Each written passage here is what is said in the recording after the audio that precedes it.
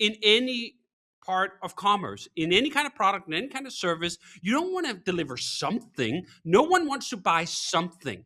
They want to buy good. They want to buy great, actually. They don't most of the time just want to buy good. They want to buy something great. And that very rarely, if ever, comes out of something. Every individual customer has an important things to say about their own scenario, their own situation, their own reality, their own perspective, and it's all valuable for them. But we have to build a product for the customer base at large. That's actually the phrase. We got to do something. That is very often sort of that expression of fear. Like, I don't know what, just something. We got to have something about AI. We got to do something with AI. How many times do you think that phrase has been uttered inside companies as they realize that there's a huge technological revolution happening right now? We got to do something. How often has something ever turned into anything great? Never. Welcome to REWORK, a podcast by 37 Signals about the better way to work and run your business. I'm your host, Kimberly Rhodes, joined by the co-founders of 37 Signals, Jason Fried and David Heinemeier Hansson. This week, I want to talk a little bit about one of the chapters of their book, REWORK, called Don't Write It Down. And it's all about customer feedback, when you should ignore it, when you should make notes about it. I thought we'd talk about this in reference to Basecamp 5 just a bit. Jason, I'm going to kick it off with you, but first I want to read you just the first couple of sentences of this chapter, which says, how should you keep track of what customers want?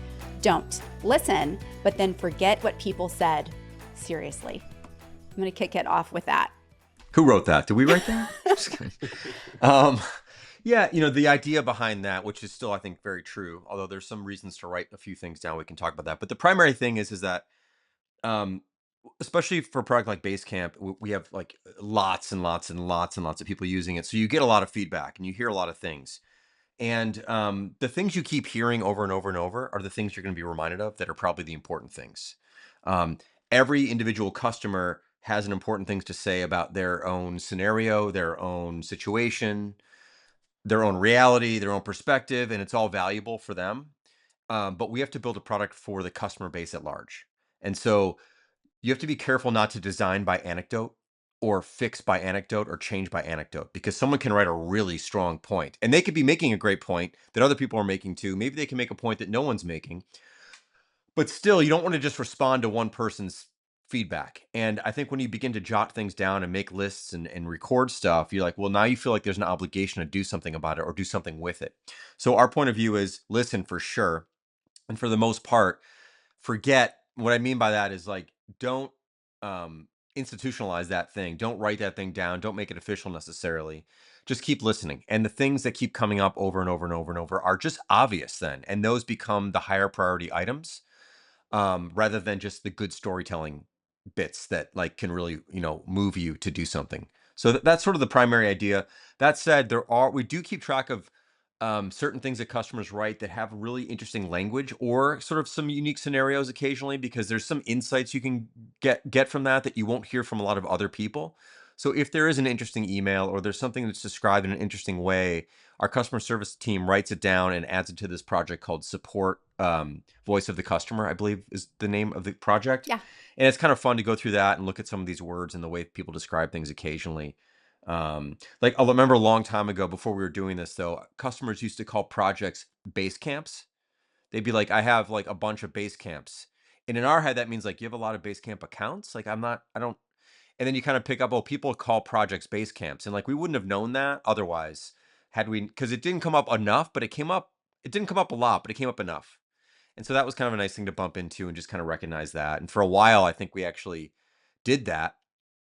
I think we actually like maybe earlier, I don't know, maybe it was sometime in Basecamp 3, we were thinking about calling projects base camps. We may have even done it for a bit. I'm not even sure what we did there. But anyway, that was an insight that came up. And David, on the tech side of the house, are you doing the same thing with customer feedback? It's similar in many ways, because on the tech side, we also have customers in the sense that we release a lot of open source software that we're responsible for. And there's a bunch of people who use that and they have opinions about how that should change, how that should evolve. But the wonderful thing about the open source customer is they don't pay us any money. So I don't feel bad about telling them to fuck off when they're totally wrong about where something should go. And this is actually a great outlet, because you need kind of that shadow to be a presentable, professional, person when you're dealing with actual customers like we have at 37 Signals, where you do need to restrain your immediate response, because we get a lot of requests where a gut reaction, or a knee-jerk reaction, I should rather say, is, well, that's dumb. Like, you should just do this other thing instead. And as Jason says, the magic here is not, or even rarely, what they're suggesting that they want in the product. It's what they're revealing that doesn't work for them, or isn't obvious, or is just a pain, or doesn't resonate with the language that they're using. And it's those anecdotes that actually contain the real magic. That's where the real gold is. It's not, could you add this extra checkpoint on this specific screen? Because as it so happens, most customers are not software designers. They're software users. They know what doesn't feel right. They don't necessarily know how to make it right, and certainly not for a broad class of customers that encompasses everyone we have to service. So you really have to divorce this idea that the customer describes their problems and they are 100% right about those problems. Not the same thing as what you should do, in what order you should do it, how you should do it. All of those things you almost have to make it go through the sieve. And then what's left is just that pain point. It's just like, this is a real issue. And what's fascinating about these anecdotes is they often come in very different shapes.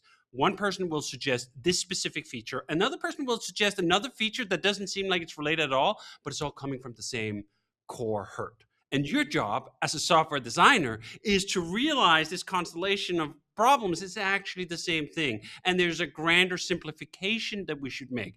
Because what happens a lot when customers try to design your software for you is they want to patch. They want to just put some duct tape on something that's sticking up. But you go like, no, actually, the reason this thing is sticking up is because the rivets are not the right tolerance. They're not the right torque, or the airflow over the thing is pulling it apart. So just slapping some duct tape on it, do you know what might fix the issue temporarily, but it's going to make the whole thing look awful, and ultimately it doesn't solve the underlying problem. So we have that issue on both sides of the fence. And I think that's why having faith in your own ability to be a software designer, whether you're designing a piece of open source infrastructure or you're designing a consumer or professional product, is just really important. And I think the greatest example of not having this, or the greatest sort of cultural anecdote here, was Microsoft.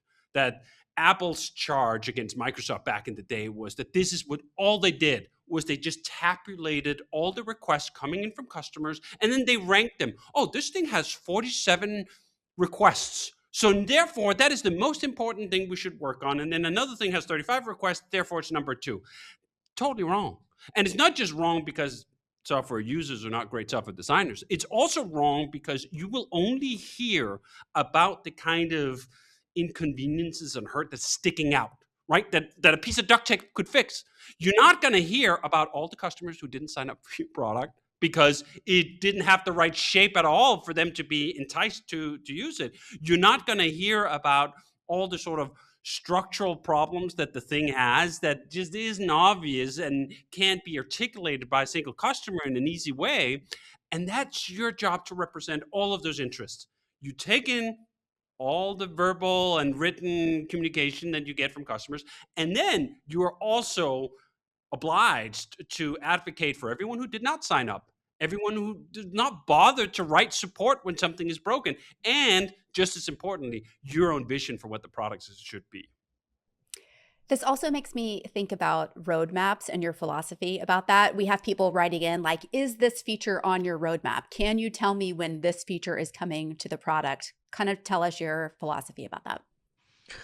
Yeah, I mean, we don't really have one. We have roughly what we're working on now extends out a few weeks. It used to extend out 6 weeks. Now it's a little bit less than that, perhaps.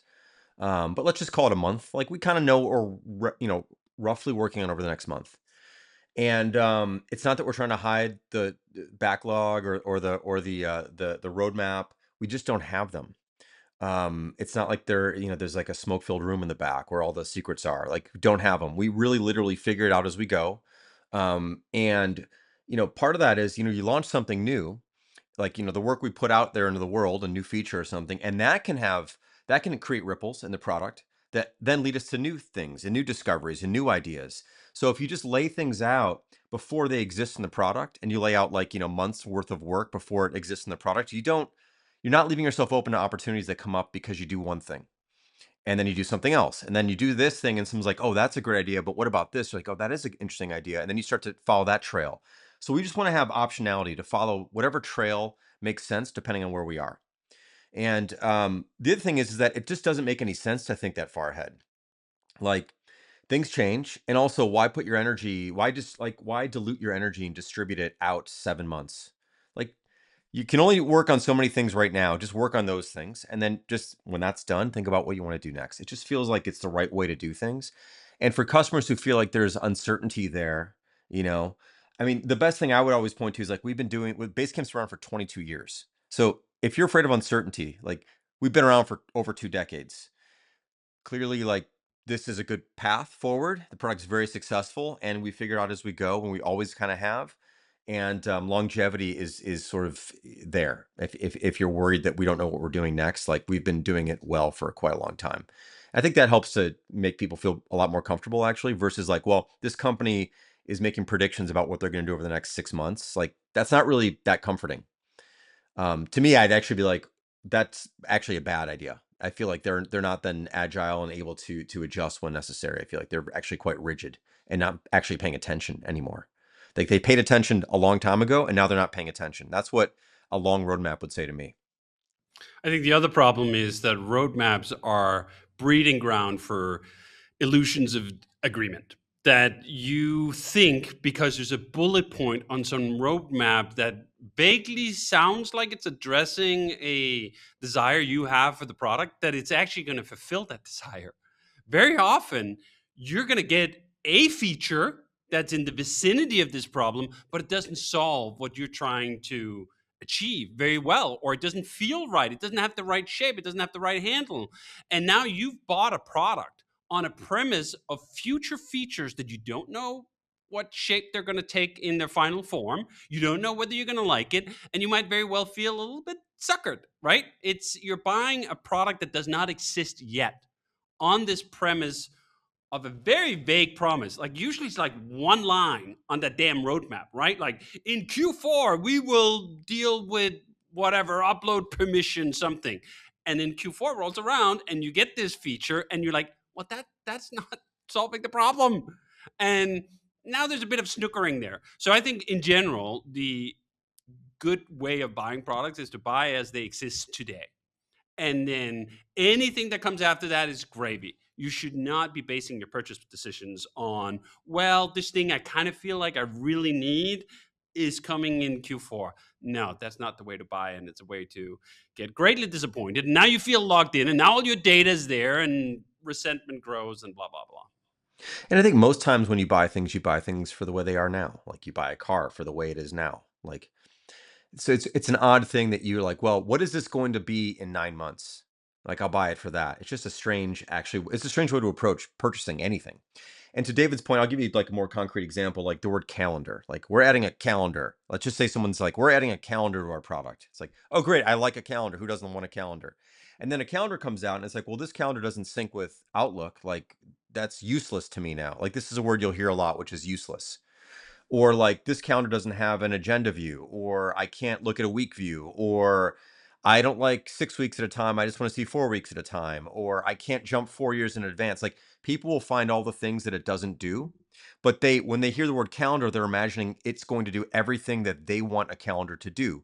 But naturally, it can't do everything they want a calendar to do because there's trade-offs in everything. And so this is the problem with like, oh, that's coming, or like client access or guest access. Like, there's these broad terms which like don't mean anything other than like the wrapping paper, but what's on the inside, who knows? And so you can't be buying things for that. Now, I will often get emails from customers saying like, if you guys would just add this one thing, we'll buy it. Like, this is a common thing, and it's not, I don't blame them for saying that, but people do say this all the time.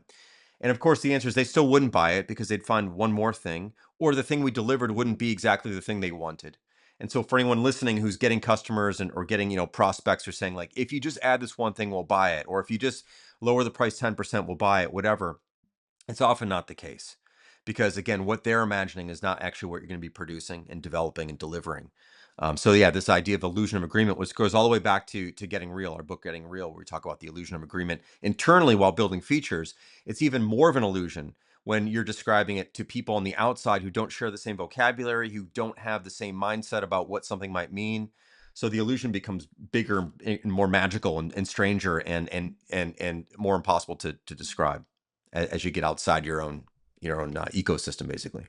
Has there ever been a time that we've like forward promised something like, oh yeah, we're going to definitely add that? Oh yeah. And has that worked out and are we good with that? Or is that something you regret? It always ends in regret, always. And it's not that the thing that we promise isn't maybe a good thing that we wanted to deliver. It's that the promise was set on a timeline way ahead of time. We're like, well, it's usually like by the end of the year. That's like the thing. Like, it's like March. You're like, well, we'll do that by the end of the year. Of course we will. It's like, 9 months from now or whatever, right? That's the thing I always regret. Not necessarily the feature, even though I regret that too. But the bigger thing is like, okay, well, here's a deadline now that we set for ourselves. We're going to push off as far as we can. And then all these other things are going to come up. And now we have to put one of those aside because of this promise we made 9 months ago. It's always something I regret. And so basically we don't do that at all anymore. And this is where all these lessons come from. Yeah. Hard-won mistakes of us promising things or setting out, we're going to do these 3 things. And the reason it usually turns into regret is that you're promising this in the future because you don't want to work on it now. And there is actually the tell.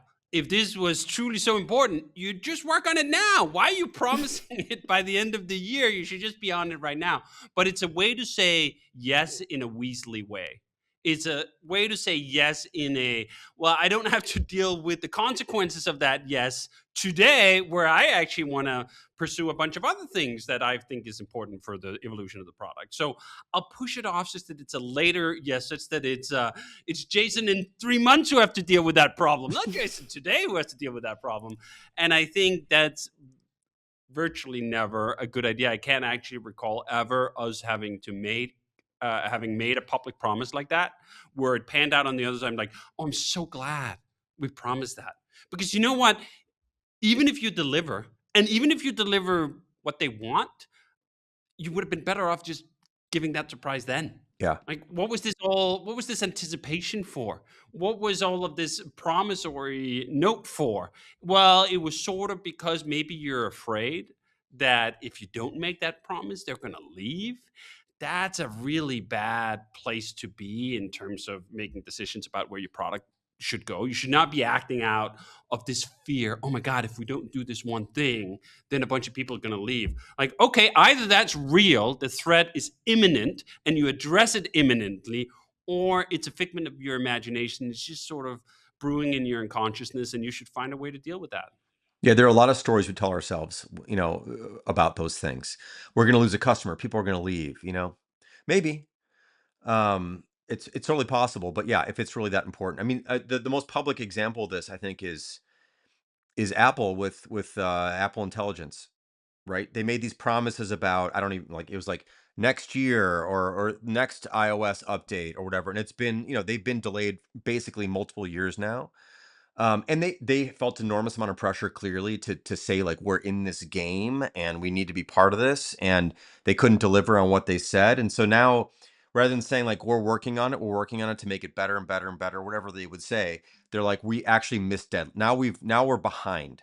They've made themselves behind, actually, by establishing deadlines they couldn't hit publicly, very publicly. And I understand the pressure. I mean, you can see how this can happen. We are all humans in the end. And there's a lot of other things going on there with stock price and the market's expectations and all these things, but it rarely pans out. Not a good idea. And I think one of the reasons it often ends up in that situation is that the people in charge simply do not have the courage to say no, to stand by their convictions, because the reason you're getting into this situation is something is misaligned. Like, where you want to take the product is not straight lining up with it. Either you're working on something that you don't yet have the expertise to deliver on. That was clearly the case with Apple Intelligence. They just did not have the team. They didn't have the technology. They were not ready to launch. They need a lot more time.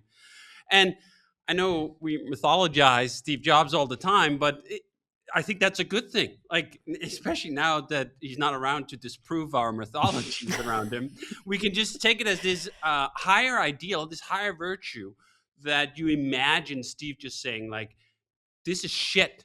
Like, he's looking at some internal prototype for Apple Intelligence, and all he gets is Gmoji or whatever the fuck they called it, right? And he would just look at it like, this is shit. We're not going to launch this. We're not going to talk about it. We're going to get it right. And then we're going to release it. And maybe we're late. Like, how many things were Apple late on? Virtually everything, right? Like, that's basically their modus operandi, is like, we're going to be late, but then we're going to be good. And they broke that fundamental brand promise with Apple Intelligence, and in my opinion, a bunch of other things too. But I think it's just such a crystallizing example. Even Apple, trillion-dollar company, is weak and in some ways slightly pathetic when it comes to these questions, when suddenly the stakes are high enough. So first of all, you're excused if you're also a little weak when Tim Cook can sit at the top of that behemoth and go like, oh my God, I can't just not say anything. We got to do something. I mean, that's actually the phrase. We got to do something. That is very often sort of that expression of fear. Like, I don't know what, just something. We got to have something about AI. We got to do something with AI. How many times do you think that phrase has been uttered inside companies as they realize that there's a huge technological revolution happening right now? We got to do something. How often has something ever turned into anything great? Never. I actually was going to bring up AI because I was thinking this is probably, in the last 6 months, some of the feedback, especially David on the technical side, that we've gotten of like AI, AI, AI. And it really is having to, as a product owner, put boundaries of like what you want in the product versus just doing what people are requesting. Yes, because AI is such a great something bucket. It's the ultimate illusion of agreement. Like, can you do something with AI? What the fuck do you mean? Like, can you do something with computer? Well, that makes about as much sense. It needs to be shaped. It needs to be validated. It needs to be good. Like anything else in any part of commerce, in any kind of product, in any kind of service, you don't want to deliver something. No one wants to buy something. They want to buy good. They want to buy great, actually. They don't most of the time just want to buy good. They want to buy something great. And that very rarely, if ever, comes out of something. Now, that doesn't mean that you should just ignore the whole world and all the technology changes that are happening and you can just stick to whatever you've been doing for 20 years, as it is in our case.